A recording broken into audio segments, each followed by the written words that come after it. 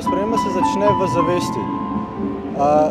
Jaz sam osebno mislim, da je spreminjanje zunanjega sistema brez notranje spremembe jalovo. Najprej se mora spremeniti zavest in to se danes tukaj dogaja. To se kaže, da v bistvu običajno človeštvo, ne neki elita in neki izjemni posamezniki, se zavedamo bistvenih stvari in v bistvu sprememba se že v notranjosti že brbota, že obstaja. Jaz se mora samo še naven preliti, izraziti.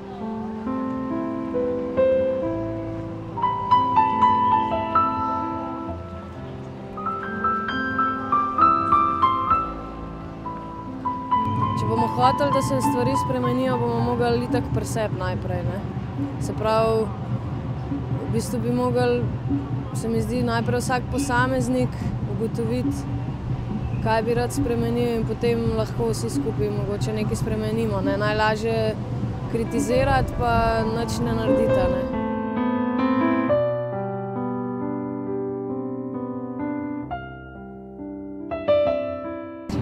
Danes sem pomislil na to, kad sem Johna pa Joko gledal na fotke, kako ležita skupaj v posli, v ljubezni, da bi cel svet v bistvu lahko en trenutek si izbral enkrat, v bistvu revolucija ljubezni, recimo. To je danes, recimo, vam to.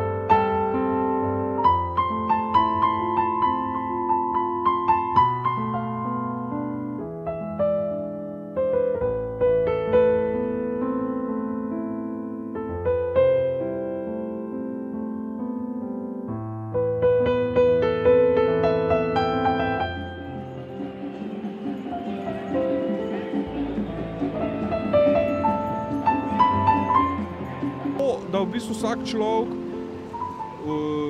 prepozna, kaj ni v redu in proba v bistvu na en način popraviti to.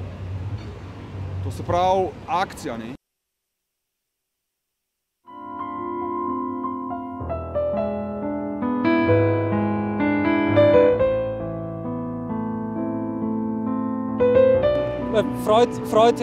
Mislim, da je bil Freud nekoč rekel super, da ko gre za majhne stvari v življenju, za majhne spremembe, je treba dobro premisliti.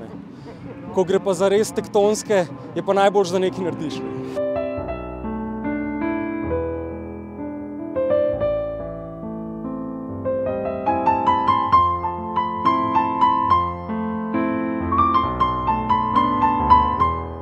Zdaj, kakor gledam tukaj ljudi okrog sebe in kako se te stvari zdaj zadnje cajte dogajajo, se mi zdi, da sprememba se bo zgodila, ampak ne nasilno, kar je zelo pomirjujoče dejstvo. Ful dobro.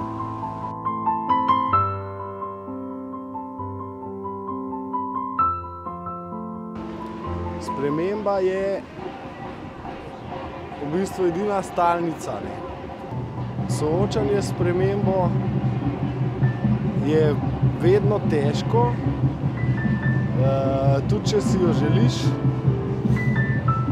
In mislim, da samo soočanje s spremembo je trening. Se pravi, drastičnejša kot je, težji je trening. Ki mora biti spremljan z zavestjo o tem, da bo potem boljši.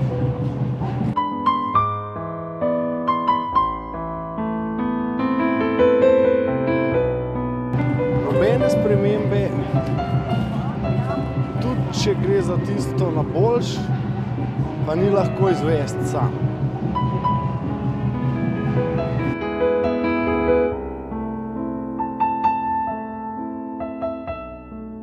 Na nek način se mi zdi, da ta konfuznost glede tega, kje smo pa kam gremo, če lahko te res razvlečene fraze uporabim, so znak tega, da bojo potrebne temeljne spremembe. Če bi bili odgovori jasni, spremembe verjetno ne bi bile temeljne. Ne vem.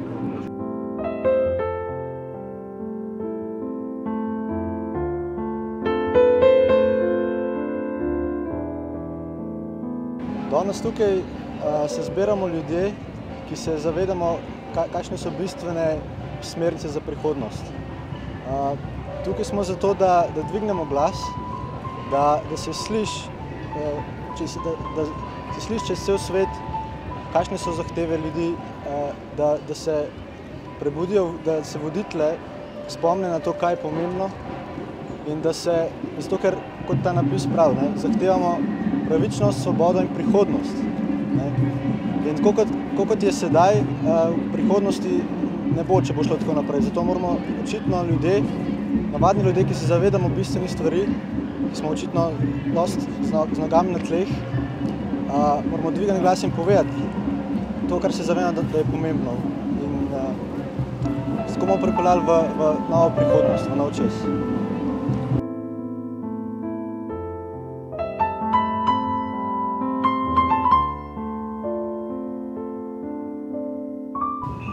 Se mi pa zdi, da to, kar se danes dogaja, da je že en v bistvu dosti velik korak mogoče k temu, da se bo kaj začelo spreminjati. No. Ne moram pa reči, da vem, kaj bi ta sprememba mogla biti, zaradi tega, ker ne vem, ampak vem pa, da bi bilo fajn, če bi se stvari spremenile.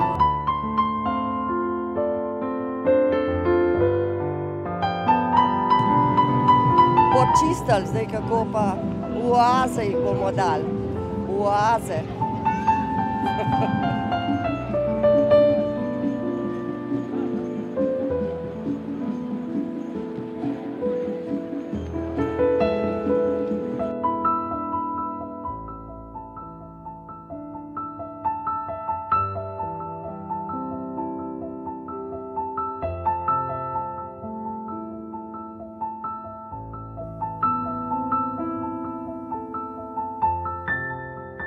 Individualno bi mogel vsak pri sebi narediti, da pač zna oceniti, kaj je njegova potreba, kaj je pa njegova želja. Ne? Ker mi smo vsi zmanipulirani od propagande, da nekaj rabimo, čeprav ne rabimo, ampak je treba sam pri sebi razčistiti, kaj ti res rabiš. Ne? Jaz mislim, da če so spremembe prave, če res prihaja do resničnih sprememb, ki so temeljne, ne?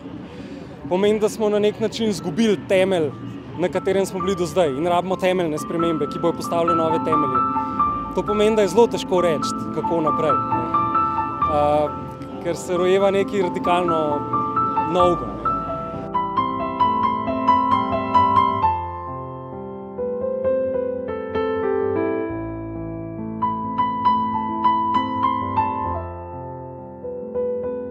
Gre predvsem v bistvu, po moje, za eno javno tribuno, za eno javno debato v bistvu o tem, kako bi lahko ta svet spremenili na boljši, kako bi v bistvu iznajdli nek sistem, ki bi bil bolj pravičen, seveda v svetovnem merilu, da bi veljali zakoni, ki bi veljali dejansko za vse, ne samo za močnejšega, da bi bilo dejansko stvari legalne, ne zgolj legitimne. Ja, da bi vsi ljudje mogoče imeli enake možnosti. No. To, da bi vsi ljudje bili pravični, da bi vsi ljudje spoštovali drugega in kjer bi vsi ljudje delili. Če bi imel kdo več, bi dal unmu, kaj ima manj. Pa svet, v katerem se ne bi spodbujali gneva in negativnosti, ampak en skupen razvoj. Svet, kjer bi vodje, pač, ker očitno brez njih ne moramo, spodbujali svoje podrejenih razvojev. Izobilje, vse splošno, to je bilo ful dobro. Ta svet je svet, kjer ljudje živimo kot v pravem bratstvu, kot ena družina. To pomeni družina, ki poskrbi za slehernega člana, kjer noben ne strada, noben ni bajno bogat, ampak tudi noben ni revež. To pomeni svet, ki ga preveva radost, ljubezen.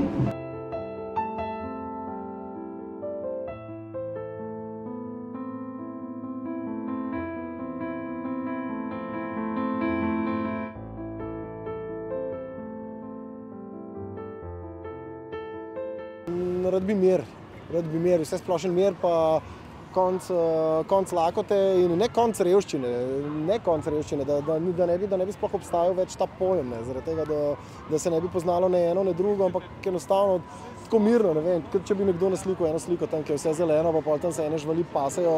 Da se te finance porazdelijo tako enakomerno, da nimaš skrbi za vsakdanje življenje, da tiste osnovne dobrine, da imaš zagotovljene, ker potem tudi ni hudobije med ljudmi, ni rivalstva, ni fovšije in svet bi bil lepši.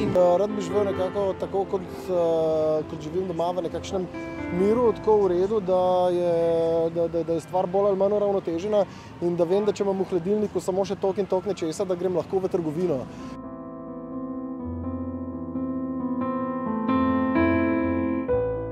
Vsak preprost človek in vsak veren človek lahko ve, kaj je preprost in dober svet. Z vrednotami, to je vse.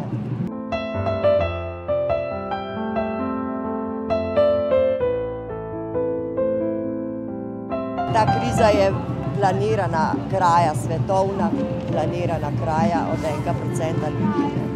To ni nič naključnega, ne.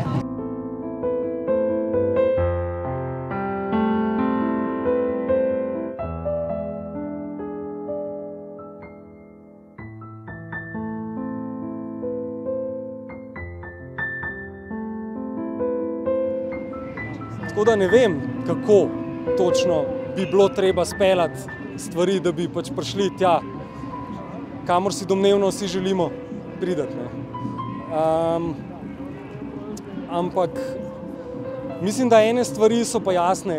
Izhodišča, konec koncev se mi zdi, da so dovolj jasna, kaj je narobe, pa skratka, mislim, da je veliko ljudem jasno, v čem je problem. Čist zelo en osnoven segment tega je pač distribucija dobrin, kakšna je. Tako da verjetno so ta izhodišča kar v redu.